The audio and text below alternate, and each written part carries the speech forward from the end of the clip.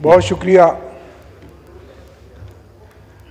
Deputy speaker साहब, आपने आज इस मौजू पे बात करने का मौका दिया कि जो आइनी तरामीम हो रही हैं और उससे पूरे मुल्क में भूचाल आया हुआ है। कहने के तो राजा साहब ने भी बात की और बाकी अहबाब ने भी बात की कि कंसेंसस होना चाहिए, मिलकर आगे चलना चाहिए, और ये जो कानून साजी हो रही है ये कोई पर्सन स्पेसिफिक नहीं है, कोई पार्टी स्पेसिफिक नहीं है, लेकिन अमलन डिप्टी स्पीकर साहब ऐसा नहीं है। जो माहौल बाहर बना दिया गया है और पिछले 20 से 25 दिनों से हमारे MNAs को जिस तरह प्रेशर डाला जा रहा है, उनको अगवा किया जा रहा है, चादर चार दीवारी को पामाल किया जा रहा है, ख़वातीन बच्चों को उठाया जा रहा है। एक इसकी मिसाल अपने परसों देखी, हमारे MNA ज़ैन कुरैशी साहब की अहलिया को उठाया, शेम। उससे पहले हमारे सादुल्ला बलोच साहब की अहलिया और उनकी बेटी को उठाया गया, और इसी तरह रात हमारे MNA कोयटा से आदल बाज़ई साहब के प्लाजे को मिसमार कर दिया गया, और जरताज गुल वज़ीर हमारी पार्लियामेंट्री लीडर, जिस तरह से उनको उठाया गया, जिस तरह से उनको घसीटते हुए ले गए, और ये भी ख्याल ना किया कि वो खातून है। इसी तरह हमारे खान साहब के फोकल पर्सन इंतज़ार पंजोता साहब, जिनका काम था सिर्फ वो मीटिंग्स मैनेज करते थे और लीगल एडवाइज़र थे और फोकल पर्सन थे जो कोर्ट ने मुकर्रर किया था, आज 10 दिन हो गए हैं, उनका कोई पता नहीं। और क्या जुल्म है कि आज जब इस्लामाबाद हाई कोर्ट में केस लगता है उनकी बाजियाबी का, तो इस्लामाबाद पुलिस आकर कहती है कि हमें नहीं मालूम इंतज़ार पंजोता कहाँ है। इससे बड़ा जुल्म होगा? खान साहब की दोनों बहनें, अलीमा खान साहबा और उनकी दूसरी बहन, वो पाबंदे सलासल हैं, आज 15 दिन हो गए हैं। 3 तारीख को आखिरी एक्सेस थी बानी चेयरमैन इमरान खान साहब को, जो वकला की मुलाकात हुई, आज 15 दिन हो गए हैं। डिप्टी स्पीकर साहब, उनसे मुलाकात नहीं करने दी जा रही, ना वकला को ना पॉलिटिकल कमेटी को, जो कि अदालतों के हुक्म है। तो इस फस्तायत के माहौल में आप कहते हैं कि पार्लियामेंट को आगे चलना चाहिए, मुशावरत होनी चाहिए। ठीक है, इसमें कोई शक नहीं, मैं हामी हूँ कि ये एक कानून साज इदारा है, हम लेजिस्लेटर हैं, यहाँ हमें लेजिस्लेशन करनी चाहिए। लेकिन आप माहौल तो देखें, आज 18 तारीख हो गई है, आप जब पर्सन स्पेसिफिक की बात करते हैं तो 24 तारीख को चीफ जस्टिस मौजूदा काजी फायज ईसा रिटायर्ड हो रहे हैं। मेरा ये मुतालबा है कि मंसूर अली शाह साहब का बतौर चीफ जस्टिस पाकिस्तान नोटिफिकेशन किया जाए। अगर आपकी कोई बदनीयती नहीं है, आप अगर उनको चीफ जस्टिस मानते हैं तो फिर उनका नोटिफिकेशन करें, वो सीनियर मोस्ट है। और अगर आपके जहन में अदावत है कि उन्होंने कुछ फैसले और साहब का एक फ़ैसला जो लार्जर बेंच ने 8-5 से हमारी सीटों वाला किया और आज तक उसको नहीं माना जा रहा, आज भी election commission of Pakistan deputy speaker साहब उसको लेकर बैठा था और आज कोई 9वां इजलास किया, बार बार सुप्रीम कोर्ट ऑफ पाकिस्तान ने उस पर वजाहत दी। कितना जुल्म है, ये माशरा जंगल बन चुका है। और दूसरी तरफ पिछले चंद दिनों में हमारे 2 MNAs जो गुजरांवाला से थे, एक ही झटके में हमारी दोनों सीटें हमसे ले ली गई।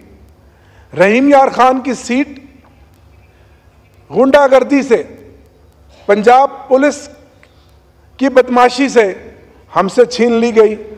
और ये पहली बार ऐसा हुआ है। डिप्टी स्पीकर साहब, मैं स्पीकर साहब से भी ये मुतालबा करूंगा और आपसे भी मैं इस पर रूलिंग मांगूंगा कि उसके बदले में जो हमारे एमएनए साहब वहाँ जीते, जो जितवाए गए फॉर्म 47 के जरिए, एक खातून मेंबर्स कल से इस ऐवान में आई हैं, मेरे लिए वो बहुत काबिल एहतराम है, मेरी बड़ी बहनों की तरह है, लेकिन ऐसी कभी कोई मिसाल नहीं है आज दिन तक कि 2002 से आज दिन तक इस असेंबली में मखसूस नशिस्तें, जनरल इलेक्शन में जो पार्टियां जीतती हैं गैर मुस्लिम और मखसूस नशिस्तें, उनको हर पार्टी जीतने वाली नशिस्तों के मुताबिक उनको अलॉट कर दी जाती हैं। 2002 से मैं डायरेक्ट और इनडायरेक्ट इस पार्लियामेंट का हिस्सा हूं। आज तक ऐसा नहीं हुआ कि एक सीट अगर ज़िमनी इलेक्शन में एक पार्टी ने जीत ली है तो उसके बदले में आप फौरन ही तीसरे दिन एक सीट दे के उस ऑनरेबल मेंबर को बिठा दें। इसकी कोई मिसाल नहीं है। और उसके जवाब में 2024 में जो 94 सीटें हमने जीती थी, हमें आज तक हमारी मखसूस नशिस्तें नहीं दी। इससे बड़ी फस्तायत, इससे बड़ी बदमाशी, इससे बड़ी गुंडागर्दी, जानबदारी की इंतहा कभी होगी ये मुआशरा?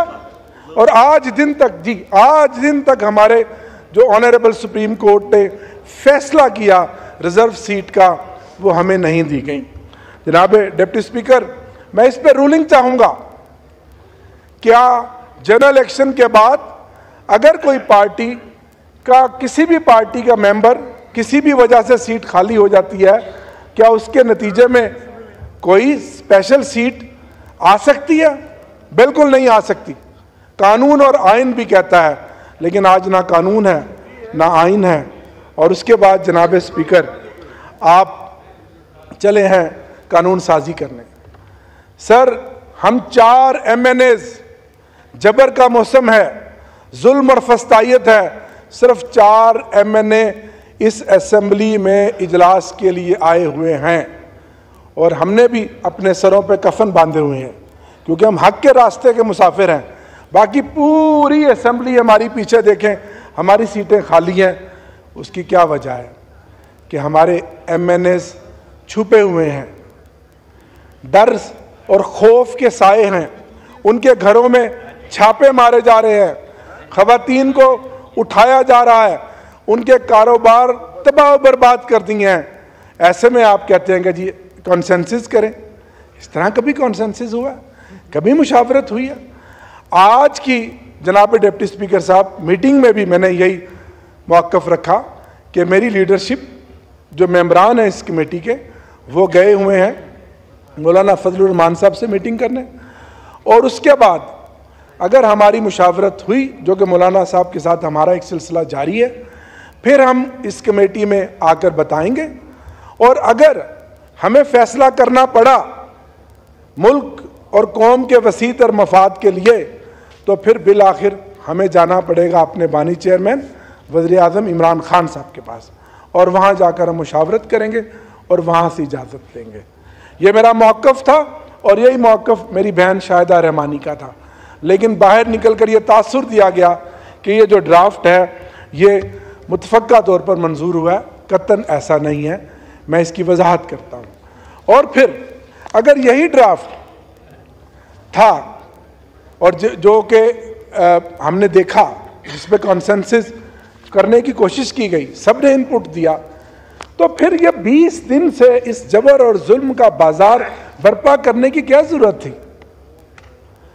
मैं ये समझता हूं, फ्लोर ऑफ द हाउस पे ये कह रहा हूं जिम्मेदारी से, कि अभी भी ये ड्राफ्ट असली नहीं है।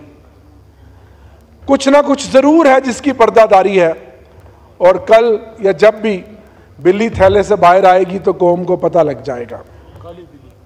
हाँ, अगर आप CRPC में कोई अमेंडमेंट चाहते हैं, आम आदमी को इंसाफ देना चाहते हैं, और कोई ऐसी कानून साजी करना चाहते हैं कि जिसका फ़ायदा अवाम को हो, तो तहरीक इंसाफ आगे बढ़ेगी। हम इस पार्लियामान को मजबूत बनाना चाहते हैं, लेकिन अभी तो जो लग रहा है जनाब डिप्टी स्पीकर साहब कि इस आईनी तरामीम करने का मकसद अदलिया को एग्जेक्टिव के ताबे करना है। जब हम बाहर होते हैं तो हम अदलिया की आज़ादी की बात करते हैं, रूल ऑफ लॉ की बात करते हैं, लेकिन जब हम हुकूमत में होते हैं तो हम हर अदारे को अपने अंडर करने की बात करते हैं। और इससे बढ़कर कितना शर्मनाक बात है कि सुप्रीम कोर्ट ने खुद इजाज़त दे दी एमपीएस और एमएनएस के वोट खरीदने के। गोया सुप्रीम कोर्ट ने खुद हॉर्स ट्रेडिंग की इजाज़त दी। इससे बड़ी कोई बदकिस्मती है जो कुछ सुप्रीम कोर्ट के चीफ जस्टिस साहब ने किया।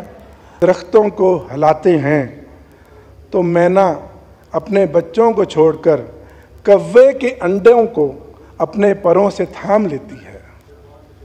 सुना है जंगलों का भी कोई कानून होता है।